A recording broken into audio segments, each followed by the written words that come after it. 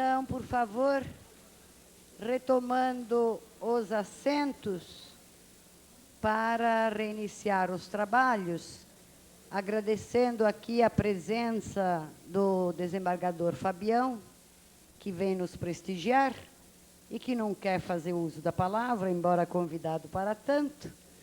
Eu cumprimento também o nosso palestrante, professor Afrânio Silva Jardim, que chega para a sua exposição sobre o sistema de prisão e liberdade provisória, numa interpretação conforme a Constituição, que é bem conhecido, o professor Afrânio, de todos, inclusive por seus livros publicados na área de processo penal, por suas atividades junto ao Ministério Público do Rio de Janeiro, e ao qual, agradecendo pela presença, eu tenho o prazer de passar a palavra. Fique à vontade.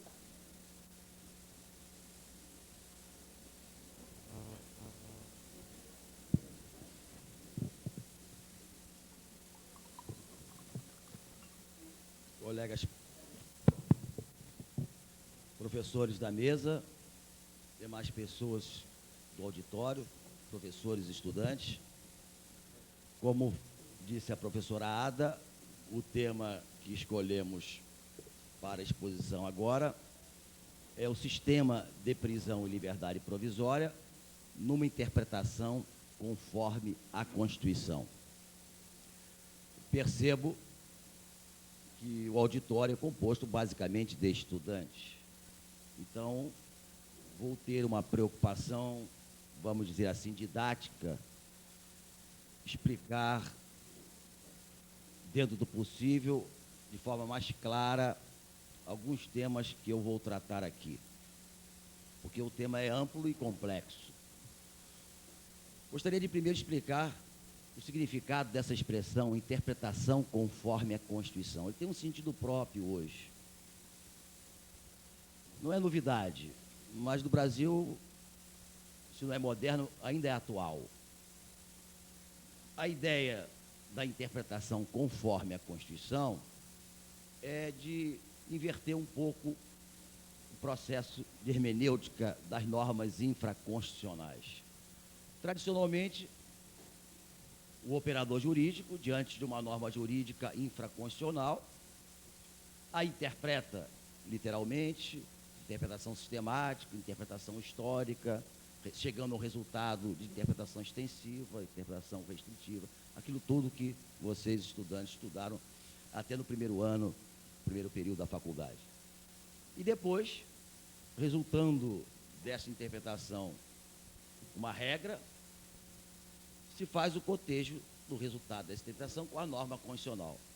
A norma jurídica tal tem o seguinte significado: isso briga com a Constituição, isso está em conflito com a Constituição, está em testilha com a Constituição? Não. Então a norma é válida, não é inconstitucional. Essa é a forma mais tradicional, antiga, da interpretação. Na ideia de interpretação conforme a Constituição, é um pouco diferente. Quando se vai interpretar a norma infraconstitucional, nesse processo interpretativo, já se incorpora os valores que a gente possa extrair da Constituição. No próprio processo de interpretação. Eu não vou interpretar, chegar a um resultado e verificar se aquele resultado briga com a Constituição.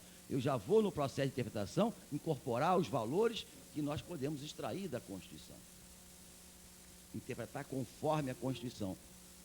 E nós temos que trabalhar com a Constituição também, não numa interpretação literal ou até meramente sistemática, mas também trabalhando com uma escala de valores, uma teoria da proporcionalidade, como se fala, extraídas da Constituição. Essa escala deve ser extraída da Constituição. E hoje se fala, em razão disso tudo, na chamada filtragem constitucional. É preciso constitucionalizar o direito civil, é preciso constitucionalizar o processo civil, o processo penal, é preciso que a Constituição deite raízes sobre o sistema jurídico do modo geral. Fazer uma peneiragem, ver o que passa, porque não é possível que venha uma Constituição que eu acho, a de 88, relativamente democrática, e se interprete as normas jurídicas antigas do século passado, como é o Código Comercial, da época da escravidão, como se a Constituição não tivesse mudado nada, inclusive como se a sociedade não tivesse mudado nada, naquela visão tradicional de interpretar a norma jurídica, desconhecendo que a Constituição é norma jurídica por excelência e também tem valores, e o direito axiológico, evidentemente, a serem incorporados ao ordenamento infraconstitucional. Isso aconteceu muito na Itália, através dos chamados juízes para a democracia, diante da Constituição Democrática, salvo engano, de 47, que Santi Romano até trabalhou na elaboração do texto, e os juízes italianos tinham a Constituição Democrática italiana e toda uma legislação anterior fascista, ou melhor, nazista, ou fascista na Itália, ou nazista na Alemanha, uma Constituição Democrática e uma legislação infraconstitucional autoritária, como era o Código de Processo Penal de Manzini, de 1930 na Itália, como era o Código Rocco Penal, e etc, etc. Então, os juízes tiveram essa necessidade de fazer essa filtragem constitucional. A Constituição tem positividade, tem efetividade, ela está em vigor, então ela tem a eficácia até de revogar a legislação anterior, incompatível com ela, e até impedir que o legislador legisle no futuro em oposição aos valores que estão consagrados na Constituição. Então, a nossa ideia é justamente trabalhar nesse sentido, constitucionalizar o direito em geral. E, evidentemente, que também não é, como falei, aquela visão constitucional. O que diz o artigo tal da Constituição? Vamos interpretá-lo isoladamente. O que diz o outro artigo da Constituição? Vamos interpretá-lo isoladamente. Não, vamos extrair da Constituição, porque é direito, o direito é valor, os valores e a escala de valores que a gente possa extrair da Constituição. Por exemplo, não tem nada a ver com o processo penal, mas eu dou esse exemplo que costumo dar. Se amanhã, por exemplo absurdo, evidentemente, o legislador que está fazendo a nova parte especial do Código Penal dissesse, por absurdo, furto, subtrair coisa alheia móvel, pena, reclusão de 6 a 20 anos. Homicídio, matar alguém, pena, reclusão de 1 a 4. Invertesse. Essas normas jurídicas, esses preceitos secundários dessas normas penais e incriminadoras seriam inconstitucionais.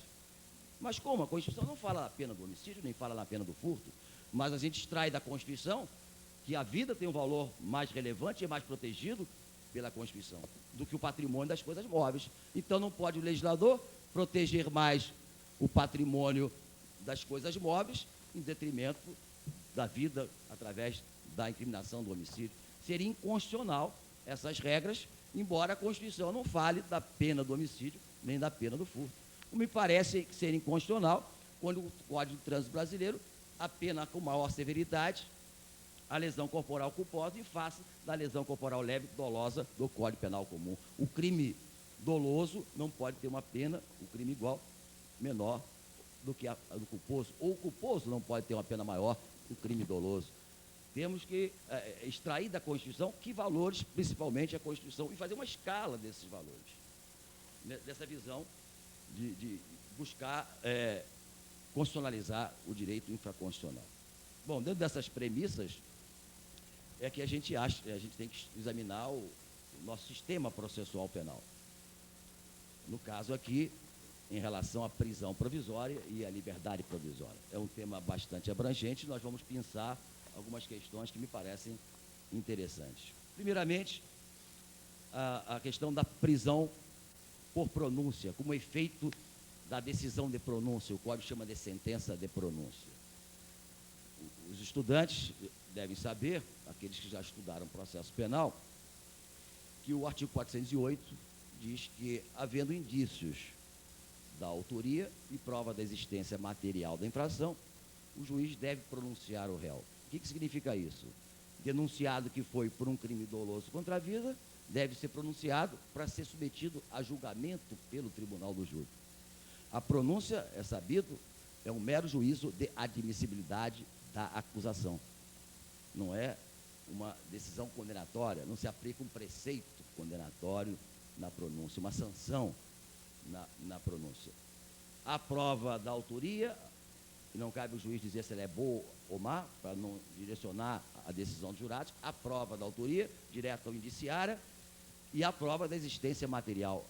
Houve homicídio a cadáver. O réu deve ser submetido à apreciação do tribunal do júri. A não ser que haja uma prova cabal, indiscutível, de uma excludente de ilicitude e culpabilidade, que 411 prevê absolvição sumária, não nos interessa aqui. interessa a pronúncia. Então, o juiz pronuncia o réu, diz ele vai ser julgado pelo tribunal do júri.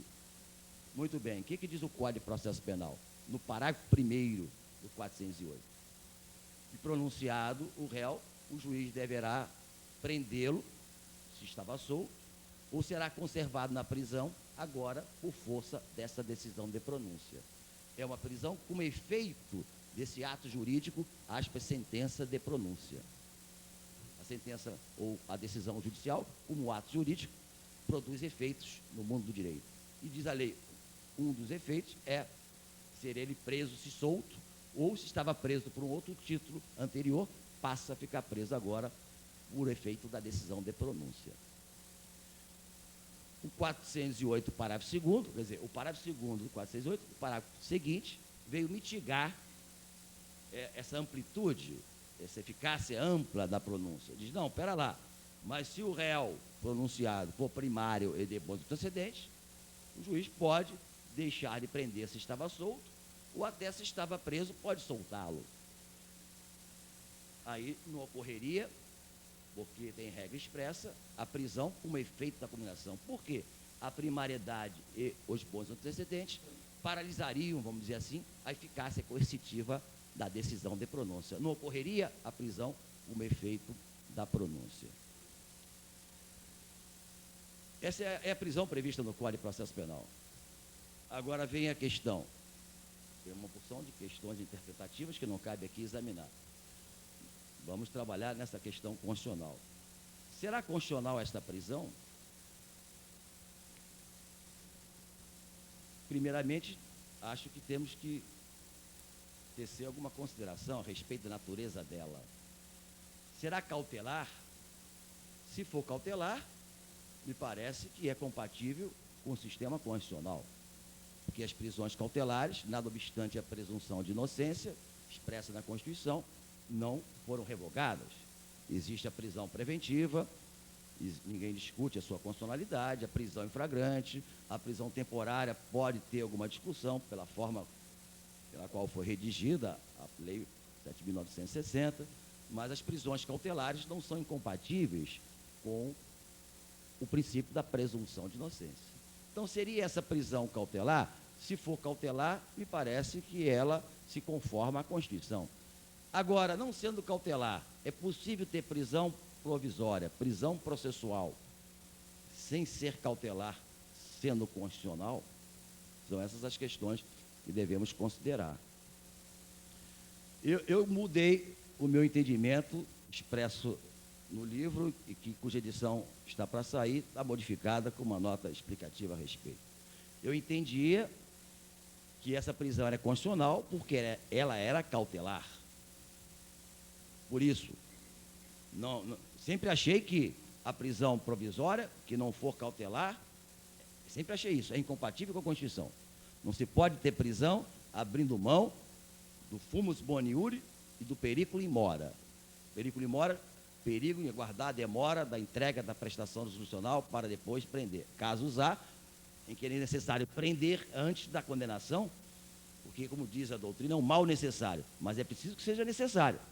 Porque se é um mal e não é necessário, não há o periculo in mora, fica só o mal, e isso é incompatível com a própria ordem constitucional, porque se extrai da Constituição que a liberdade do Estado de Direito é valiosa, e é a própria regra. A prisão é exceção no Estado de Direito democrático. Então, para prender que não seja em razão de uma condenação, é preciso que haja o periculo in mora. Então, sempre entendi que toda prisão, para ser constitucional, tem que ser cautelar. A prisão temporária, a prisão preventiva, a prisão por pronúncia, e eu achava que a prisão por pronúncia tinha a natureza cautelar, por isso achava constitucional. Mas eu acho, hoje, melhor refletindo, que realmente não há claramente aí o periculo in mora. O fumus boniuris, resulta da própria pronúncia, que é um juízo de admissibilidade da acusação. O juiz diz, há indícios da autoria e prova da materialidade, o mesmo que ele diz para a prisão preventiva. Mesmo, indício da autoria e prova da existência material da infração. Então, temos aí o fumus boniuris. Mas e o periculo in mora? Bom, pronunciado por um crime doloso contra a vida, pensava, penas quase sempre muito altas, penas altas, quase sempre, porque tem o aborto, consentimento da gestante, que é a pena de detenção. Tem instigação, auxílio ou suicídio, que é a pena de detenção. Esse raciocínio, quase sempre penas altas, mas nem sempre. Tentativa de homicídio simples, 6 anos, reduzido 2/3, pode dar 2 anos com sursi. Então, já não é boa essa premissa que eu estou estabelecendo. Mas quase sempre penas altas. E ele tem maus antecedentes, pronunciado, vai ser julgado por um crime grave, pena alta, tem maus antecedentes, então é razoável pensar que ele deve ser preso para assegurar a aplicação da lei penal, porque ele vai se furtar a aplicação da lei penal, que é um dado da realidade, inclusive, pela experiência que temos no interior, né, no Ministério Público há 21 anos e 10 anos só no Tribunal do Júri. 2 ou 3 casos que eu saiba, o réu foi condenado e se apresentou à prisão. Deve haver outros casos mais, mas 1% se tiver mantida a condenação, ele não aparece mais, que é da natureza humana. Eu não apareceria. Para esse presídio que tem aí, eu não apareceria. Não é crime fugir sem violência, não é crime fugir, e também não é crime, né, deixar de se apresentar para cumprir a pena. 12 anos, 14 anos nesse presídio aí, pode ser uma pena de morte, uma contaminação por AIDS, etc. Né?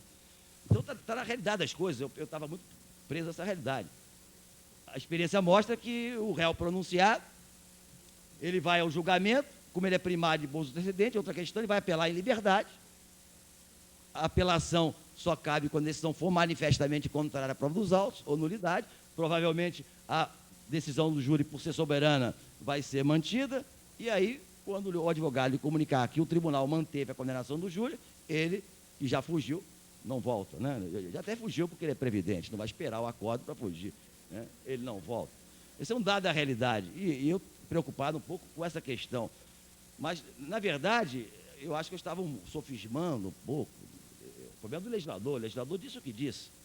Eu talvez dissesse de modo diferente, mas pelo que ele disse, eu acho que não é razoável dizer que, por ser pronunciado por um crime cuja pena quase sempre é alta, nem sempre, só porque tem maus antecedentes, há o perículo in mora. Não vamos aqui nem discutir o que são maus antecedentes. Não há um consenso, evidentemente, a respeito disso. Não se sabe nem se são antecedentes criminais ou se engloba também os antecedentes sociais. E que são antecedentes criminais? O que caracterizaria? Ser indiciado no inquérito? Acho que não, evidente. Ser réu num processo? Acho que também não. Se uma transação penal que ele não aplicou a pena, mas não tem efeito de reincidência, seria maus antecedentes? O que seria um maus antecedentes? Só. E, aliás a lei não fala maus antecedentes, fala bons antecedentes, primário e de bons antecedentes. Aí surgiu uma ideia de se não tem prova dos maus pela folha penal, é porque tem bons antecedentes, o que não é verdade. O fato de não ter prova que ele tenha maus não quer dizer que ele tenha bons antecedentes. Mas aí a questão do ônus da prova talvez pertencesse, me parece, ao Ministério Público, e se inverteu isso, não vamos rediscutir essa questão. Mas o fato é que ter maus antecedentes, lógico, ser condenado por um crime anterior é maus antecedentes. Não, aí não tem dúvida. Pode não ser reincidente, porque depois de 5 anos cai a reincidência, mas ele tem maus antecedentes. Então, acho que não se pode dizer, sinceramente, dentro do que está dito pela lei, que por ser pronunciado por um crime doloso e ter maus antecedentes, há o perículo in mora. Ele deve guardar preso o julgamento. Por quê? De repente, ele foi condenado, sim, há 20 anos atrás por uma lesão corporal leve, porque não tinha a 9.099, não tinha representação como condição da ação, etc. Ele foi condenado, não importa, 20 anos atrás. Quando tinha 20 anos, era garoto na porta do clube, numa briga que acontece comumente. Depois de 20 anos, já casado, às vezes até com neto, trabalhando, ele é pronunciado, e aí vai dizer, não, mas como ele foi condenado há 20 anos, ele tem maus antecedentes, presume a periculosidade, ou presume-se o perículo in mora, e ele deve aguardar preso o julgamento. Acho que isso não bate com a realidade. E aí cria situações complicadíssimas. Nós temos exemplo disso. Nós vamos fazer as alegações finais. Para a pronúncia se exige indícios da autoria e prova da materialidade, lógico, pela pronúncia. Aliás, se exige quase que o mesmo que se exige para a própria denúncia. Aliás, é uma ideia que se tem no projeto de reforma do Código de Processo Penal com relação ao Tribunal do Júri, de acabar com a pronúncia, porque 97% eu tenho estatística dos réus denunciados, são pronunciados. Porque se exige para a pronúncia é muito pouco. Ou se exige mais para a pronúncia, se afunila mesmo, ou então se acaba com a pronúncia e vamos para o plenário, para o julgamento. Simplificando aí, libelo, intimação de libelo, intimação da pronúncia, etc, etc. Mas, enfim, o que acontece é o seguinte, o Ministério Público opina pela pronúncia, indício da autoria, prova da existência material, mas você, promotor de justiça, estudou os autos, examinou, e pensa consigo mesmo, eu tenho que opinar pela pronúncia, porque tem essa prova mínima. Mas quando eu for fazer esse julgamento, com essa prova mínima, tendo em vista o princípio do pro-réu, eu vou sustentar em plenário a absolvição. Só que ele vai ser pronunciado, que deve ser pronunciado, e porque há 20 anos atrás tem uma lesão corporal, ele vai ficar preso aguardando esse julgamento, para daqui a 6 meses, 1 ano, eu chegar lá e pedir a absolvição dele. Isso não se justifica, isso não tem raciocínio jurídico que justifique isso. Ele vai ficar preso porque tem maus antecedentes, que não significa muito, alguns podem significar, mas no exemplo que eu dei, não.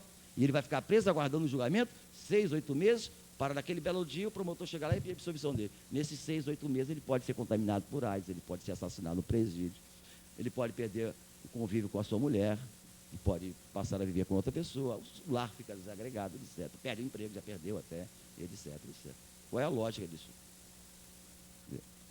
Ah, mas os maus antecedentes são sintomáticos, mostram que ele precisaria ficar preso. Aí já teria prisão preventiva. Aí decretaria a prisão preventiva. Não tem problema. A prisão por pronúncia é totalmente necessária. É inconstitucional, entendo eu hoje, e é desnecessária. Ah, mas essa visão é liberal, a defesa social e a persecução penal. Não tem problema nenhum. Desaparecida a prisão por pronúncia, se houver o perigo em mora, o juiz decreta a prisão preventiva. Se não houver, é porque não se faz necessário prender antes da condenação. Não faz falta nenhuma a prisão por pronúncia. Se for necessário prender, a prisão preventiva já dá conta. Se não for necessário, é porque não cabe prender. Então ele tem que ficar solto mesmo. Me parece que não havendo o perigo em mora na prisão por pronúncia, e quando houver o perigo em mora já tem a prisão preventiva, ela é uma redundância, não havendo o perigo em mora em face da pronúncia automaticamente, era a prisão processual sem o princípio da necessidade, é inconstitucional. Viola o princípio maior nessa escala de valores, que é a liberdade das pessoas no Estado de Direito. Só é valioso tirar a liberdade quando estritamente necessário. Essa é a primeira questão. Segunda questão, a prisão como efeito da sentença condenatória recorrível. É uma velha questão que eu vou só abreviar aqui a nossa colocação. Não vou discutir profundamente essa questão, a sua interpretação sistemática, mas o fato é que o artigo 393.1 diz, são efeitos da condenação.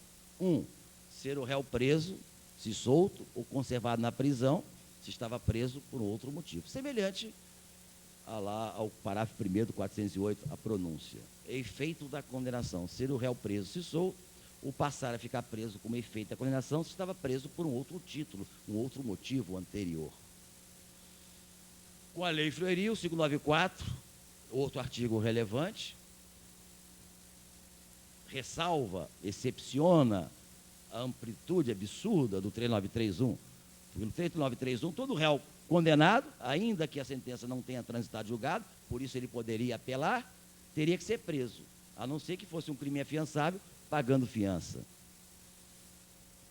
O 594 diz, não, mas se o réu for primário e tiver bons antecedentes, aquela mesma questão, que são bons antecedentes, expressão com conteúdo indeterminado, se o réu for primário e for possuidor de bons antecedentes, o juiz poderá deixar de decretar a sua prisão. Ou, em outras palavras, diz a lei, ele poderá apelar em liberdade. É a expressão da lei, do 594. Primário e de bons antecedentes poderá apelar em liberdade. A questão da constitucionalidade, porque a decisão, ela é recorrível, ela não transitou em julgado, ela pode ser objeto à impugnação via apelação e ser modificada pelo tribunal, que pode dar provimento ao recurso do réu. É uma prisão como efeito de uma condenação que não transitou em julgado. Primeira questão. acho que temos que reconhecer logo uma inconstitucionalidade aí. Não em relação à prisão, vamos ver depois, mas quando o Código diz o réu não poderá apelar em liberdade, ele tem que se recolher à prisão para apelar. Aí eu acho que realmente não tem dúvida, é inconstitucional transformar a prisão num requisito de admissibilidade do recurso. Vale dizer, o réu tem direito ao duplo grau de jurisdição, o réu tem direito expresso na Constituição à ampla defesa com os recursos a ele inerentes, ainda que foragido.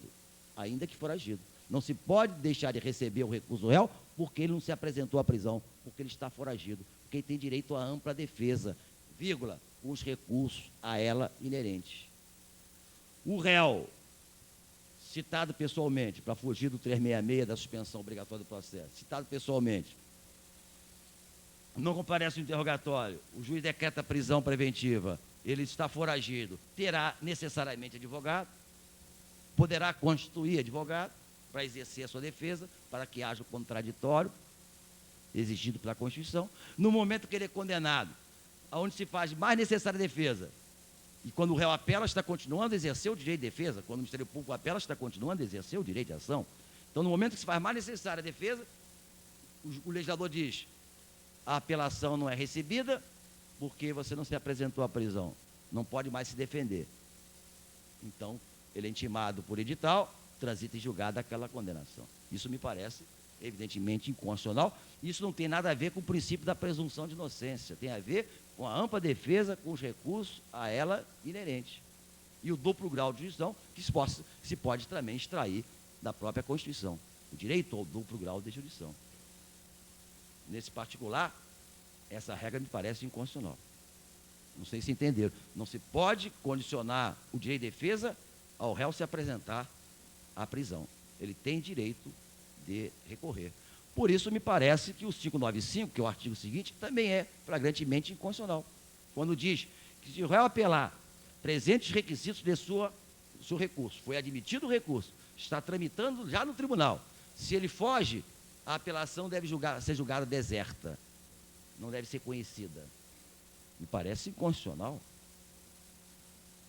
Imagine o desembargador, já tem o seu voto preparado para a sessão de segunda-feira, e nesse voto ele já está absolvendo o réu, entendendo-o inocente, e vem um ofício do delegado dizendo que o réu fugiu do xadrez.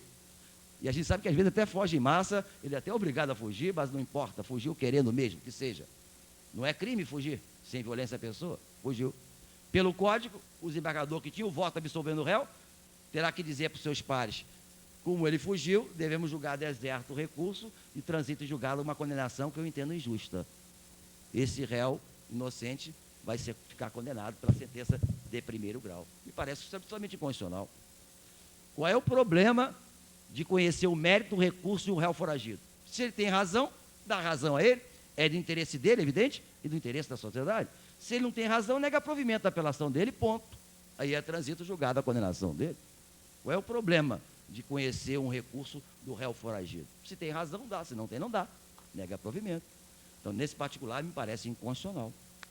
E, por via de consequência, é inconstitucional, por exemplo, o artigo 35 da Lei de Tóxicos, quando diz que o réu condenado, no artigo 12 e 14, não poderá apelar em liberdade. Ele pode apelar.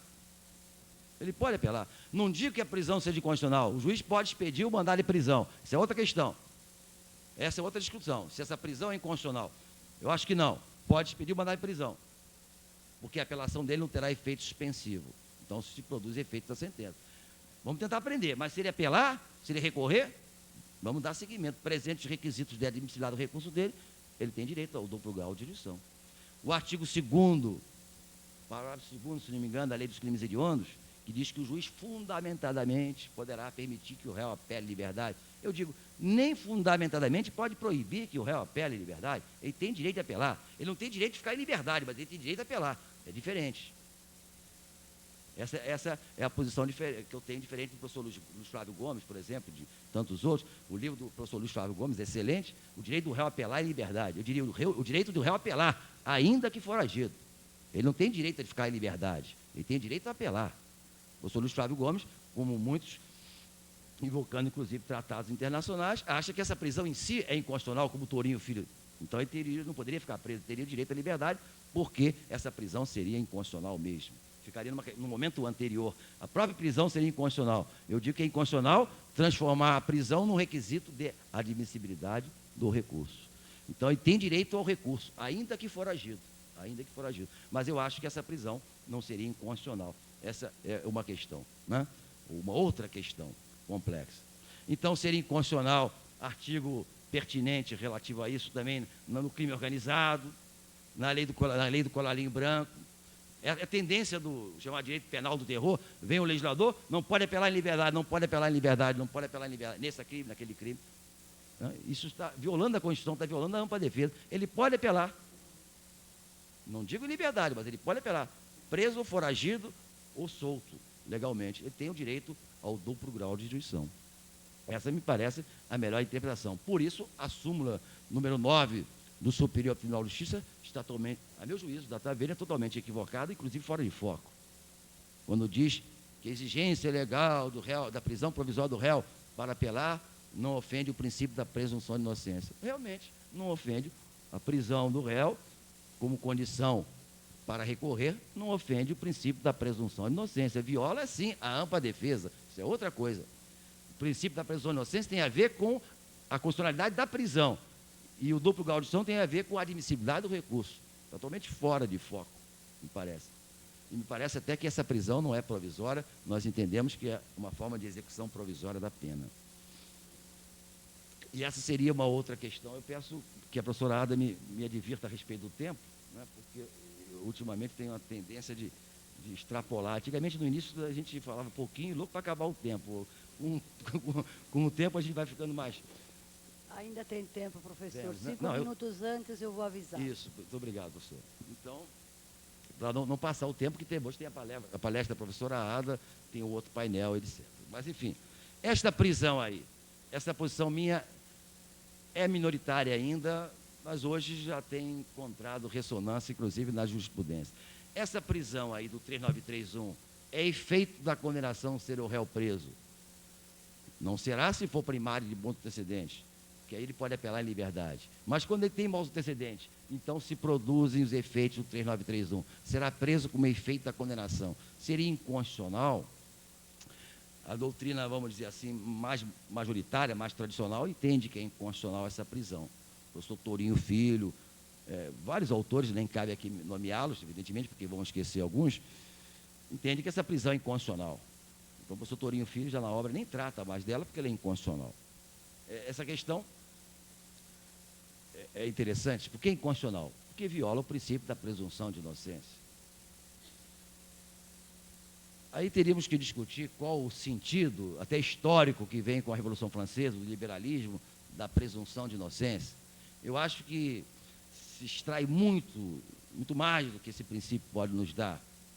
É bom até que se faça essa interpretação extensiva, porque é um princípio democrático. Mas eu não vejo que eles tenham esse sentido. Há quem sustente hoje que até as prisões cautelares seriam incompatíveis com o princípio da presunção de inocência. Acho que não. Essa prisão aqui, me parece, essa do 3931, quando o réu não tiver bons antecedentes, não for primário, ela não tem natureza cautelar. Por quê? E aí fica mais complicado. Quem entende que era a maioria da doutrina que essa prisão é cautelar, não teria nenhum problema de compatibilizá-la com a Constituição. Se as prisões cautelares não são inconstitucionais, a prisão em flagrante, a prisão preventiva não são inconstitucionais, se essa prisão tem natureza cautelar também, ela é compatível com a Constituição. Alguns autores sempre disseram que essa prisão é cautelar. Veio a Constituição e passa a dizer que ela é inconstitucional. Então é inconstitucional a prisão preventiva, é inconstitucional a prisão em flagrante. Ou ela não é cautelar, e aí a questão da constitucionalidade se coloca de forma mais acentuada, ou ela é cautelar e não é inconstitucional. Como as outras cautelares não o são. Acho que não dá para fugir muito desse raciocínio. Para mim, e alguns poucos outros que entendem que ela não é cautelar, é que a questão fica mais complicada. Nós entendemos o quê? Que ela é uma prisão como efeito da condenação. a primariedade e os bons antecedentes dão efeito suspensivo à apelação. Então, não tem a prisão do 3931. Ao contrário, se o réu tiver maus antecedentes, a sua apelação não tem efeito suspensivo. A apelação não tendo efeito suspensivo, opera os efeitos da sentença. Aplica-se o 3931. Será ele preso como efeito da condenação. Então, seria uma sentença produzindo efeito jurídico, porque a apelação, porventura, que vier a ser interposta, não tem efeito suspensivo. Então, a prisão como efeito da condenação. E se nós verificarmos, dentro de uma visão sistemática, nós não encontramos, acho eu, nesta prisão, nenhuma daquelas características das medidas cautelares. A provisoriedade, a preventividade, a assessoriedade, instrumentalidade hipotética, na expressão de Calamandrei. Essa prisão não é provisória, ela não é revogável. É como diz Tornag, é uma prisão definitiva, embora submetida a uma condição resolutiva. A apelação pode ser provida e o título pode ser desfeito. Então, a prisão se desfaz. Mas ela não é provisória. Ela não persiste enquanto persistir os motivos, como uma prisão preventiva. Decretou por conveniência a instituição criminal. Acabou a instituição criminal, ela é revogada. Esta prisão é efeito da condenação. Enquanto existir um título condenatório, a prisão é mantida. Essa é uma questão. Ela é preventiva, ela visa prevenir um evento futuro irreparável, difícil reparação, uma prisão preventiva,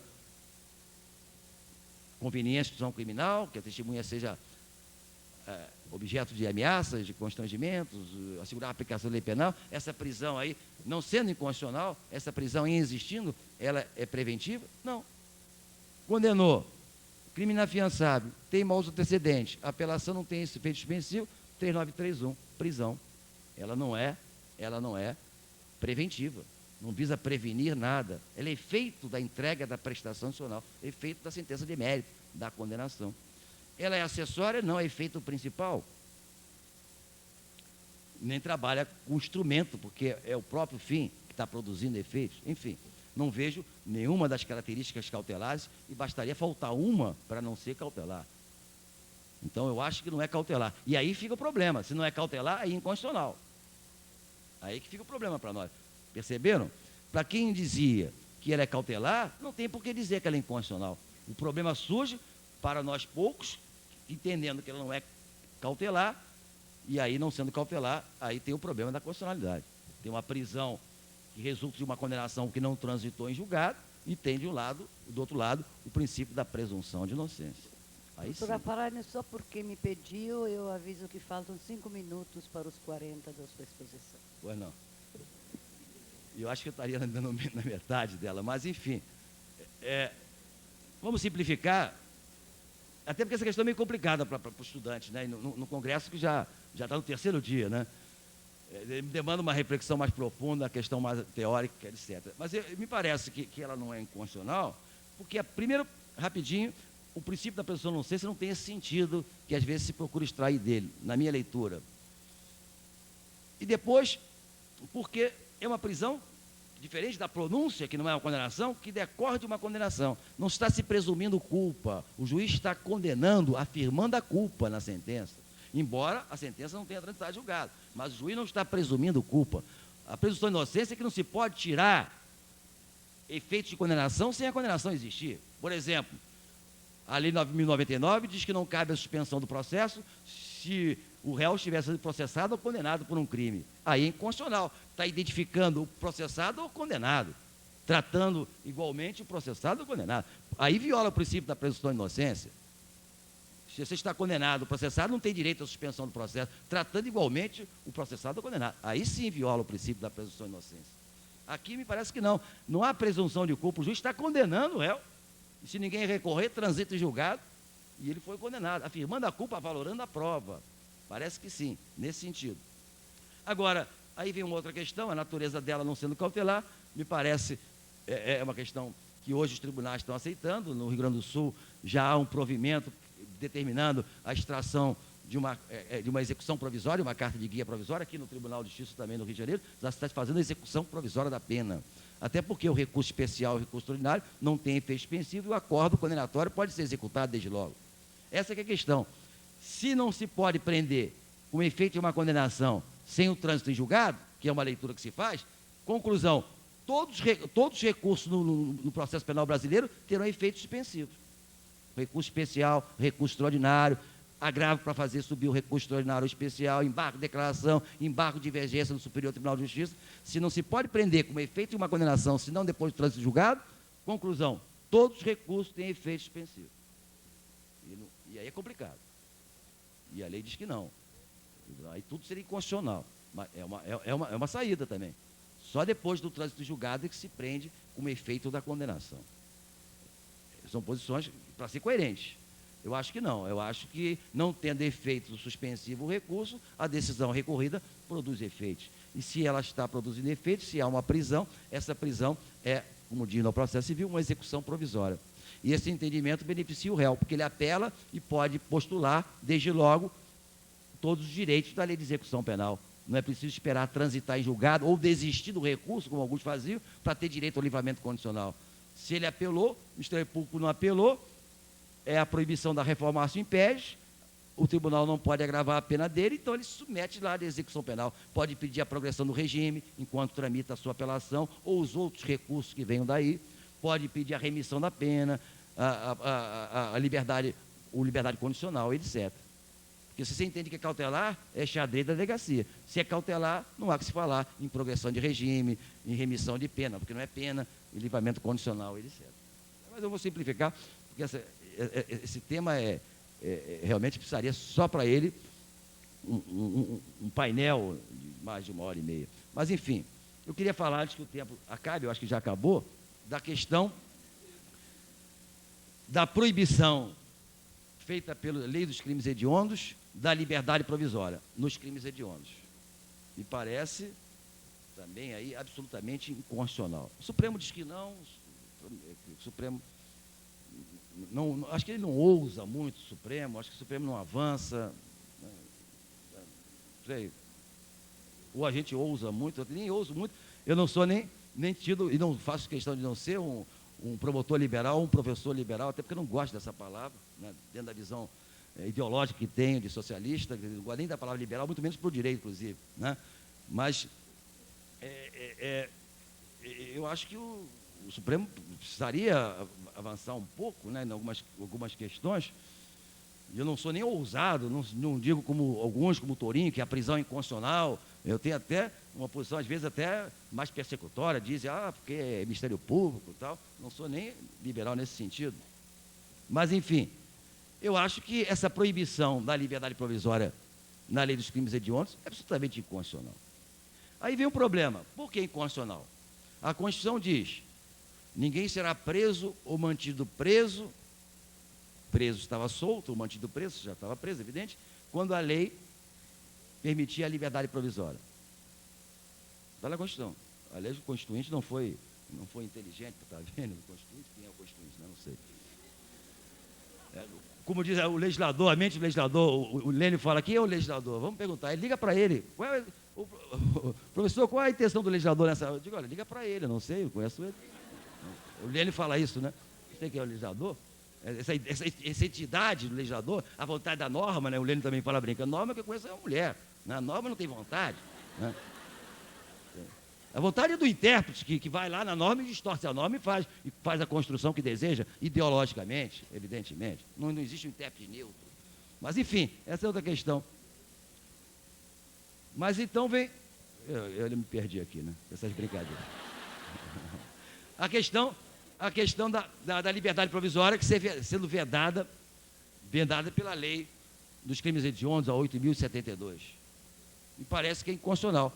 Aí estava eu dizendo, mas não, é inconstitucional. A Constituição diz, todo mundo tem direito à liberdade provisória, não será preso ou mantido preso, quando a lei permitir liberdade provisória. A lei não permite, então está tudo bem, não é inconstitucional. É uma leitura não muito inteligente, vamos dizer assim. Então amanhã vem uma lei e diz, vamos dar um exemplo absurdo, as pessoas com menos de 70 anos não têm direito à liberdade provisória. A lei diz que não tem, então é constitucional. A Constituição só assegura a liberdade provisória quando a lei permitir. Então o legislador ordinário pode tudo. Ele pode dizer, as pessoas só têm direito à liberdade provisória quando tiver mais de 90 anos. Só Barbosa de Lima, sobrinho, mais uns 5 vão ter direito à liberdade provisória. Né? E a Constituição? É isso que é esse valor? E a liberdade que é? Aí vem a questão dos valores da Constituição. A liberdade do Estado de Direito Democrático é um bem socialmente relevante. Na escala de valores, talvez tenha depois da vida seja o bem maior. Então, o legislador não tem carta branca, ele não pode dizer o que ele quiser dizer. Ele não pode proibir liberdade provisória se a manutenção da prisão não se fizer necessária. Ah, mas ele praticou um crime hediondo, não sei, não foi condenado. Aí tem violação do princípio da presunção de inocência. Mas ele praticou um crime hediondo, não tem que ficar preso. Não sei se ele praticou. Ele pode não ter praticado, pode ter matado, homicídio qualificado e crime hediondo em legítima defesa, e a conduta foi lícita. Aí uma petição de princípio prende porque ele praticou um crime, mas ele não foi condenado ainda. Então não sei se ele praticou um crime, não se tem o efeito de uma condenação. E mantém-se preso alguém quando não é necessário a prisão. Se é necessária a prisão, não sou bonzinho, mantém-se a prisão em flagrante. Se está solto, decreta a prisão preventiva, é evidente. Se há perigo e mora, mantém-se o flagrante. Não se aplica o parágrafo 1, 310. Não se aplica. Presente requisito da prisão preventiva não solta, porque se soltasse, prenderia. Se estão presentes o motivo da prisão preventiva, se solto prendia, preso não solta. É lógico, está lá.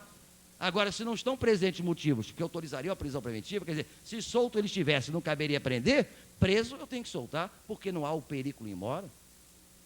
É uma questão da tutela da liberdade, que se extrai da Constituição, quanto valor maior. Mantém-se uma prisão em flagrante, quando não é necessário manter a prisão em flagrante. Aí você tem uma prisão que deixa de ser cautelar. Aí a prisão em flagrante deixa de ser cautelar. Deixando de ser cautelar, me parece que é inconstitucional. Uma prisão que não resulta de uma condenação, que trabalhe abrindo mão do princípio da necessidade, o perigo in mora. Aí me parece inconstitucional esta norma, proibir liberdade provisória. Não se pode proibir liberdade pela natureza da infração. Se a prisão se faz necessária, se decreta. Se já foi preso, se mantém. Se ela não é necessária, não se decreta. Se já estava preso, se convola a prisão em flagrante em liberdade provisória. Bom, o tempo está esgotado. Agradeço, então, a atenção do auditório, e já estou cheio aqui de perguntas. Eu vou sentar para responder. Obrigado.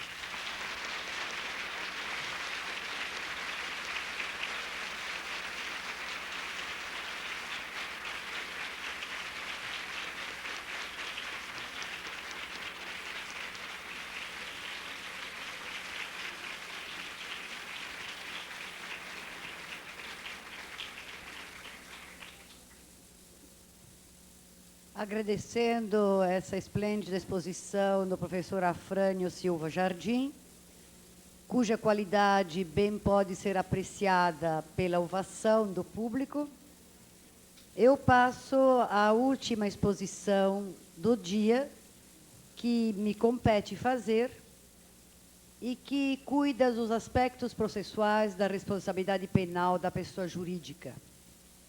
Como nós ainda temos os debates e depois um painel que deve começar às 18h30, eu vou tentar ser o mais concisa possível